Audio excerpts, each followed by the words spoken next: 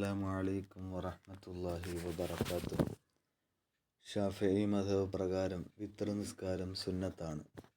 ഇശാ നിസ്കാരത്തിന് ശേഷമാണല്ലോ വിത്ർ നിസ്കരിക്കേണ്ടത്. എന്നാൽ രാത്രിയുടെ അന്ത്യയാമങ്ങളിൽ ഉണരുമെന്ന് ഉറപ്പുണ്ട്, അല്ലെങ്കിൽ ഉറങ്ങുന്ന ആളെ വിളിക്കാൻ മറ്റൊരാളെ ഏർപ്പാടാക്കിയിട്ടുണ്ട്.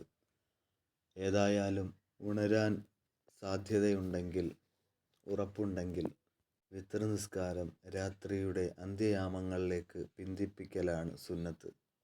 അങ്ങനെ നിസ്കരിക്കുമ്പോൾ തഹജ്ജുദ് നിസ്കാരത്തിന് ശേഷമാണ് വിത്ർ നിസ്കരിക്കൽ അഫ്ളലായിട്ടുള്ളത്, ശ്രേഷ്ഠമായിട്ടുള്ളത്. എന്നാൽ രാത്രിയിൽ ഉണരുമെന്നുറപ്പില്ല, വിളിക്കാൻ മറ്റൊരാളില്ല എങ്കിൽ വിത്ർ നിസ്കാരം അതിൻ്റെ തുടക്ക സമയത്ത് തന്നെ നിസ്കരിക്കുകയാണ് വേണ്ടത്, അഥവാ പിന്തിപ്പിക്കാൻ പാടില്ല.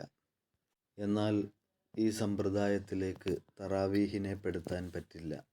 അഥവാ രാത്രിയുടെ അന്ത്യയാമങ്ങളിൽ ഉണരുമെന്നുറപ്പുണ്ട്, അല്ലെങ്കിൽ വിളിക്കാൻ മറ്റൊരാളുണ്ട് എങ്കിൽ പോലും തറാവീഹ് നിസ്കാരം പിന്തിപ്പിക്കാവതല്ല, അഥവാ പിന്തിപ്പിക്കൽ സുന്നത്തില്ല.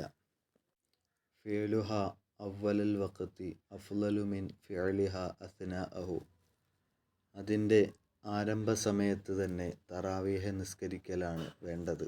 ഉറങ്ങും മുമ്പ് ഇശാ നിസ്കരിച്ച ഉടനെ ഇശാഇനോട് ചേർത്ത് തന്നെ തറാവീഹ് നിസ്കരിക്കലാണ് ഉത്തമമായിട്ടുള്ളത്.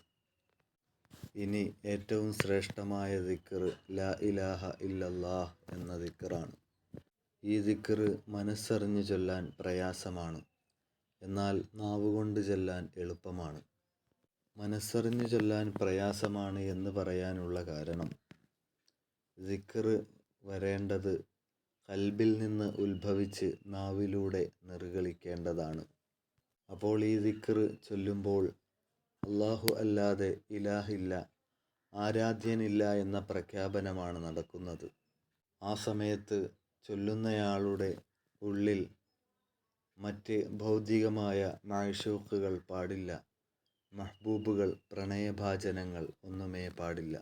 അവൻ്റെ ധനത്തോട്, കൂട്ടുകാരോട്, ഭൗതികമായ സംവിധാനങ്ങളോട്, കാര്യങ്ങളോടൊന്നും അഭിനിവേശമുണ്ടാവാൻ പാടില്ലാത്ത വിധം അള്ളാഹുവിനെ വലുതായി കണ്ട് അവനിലേക്ക്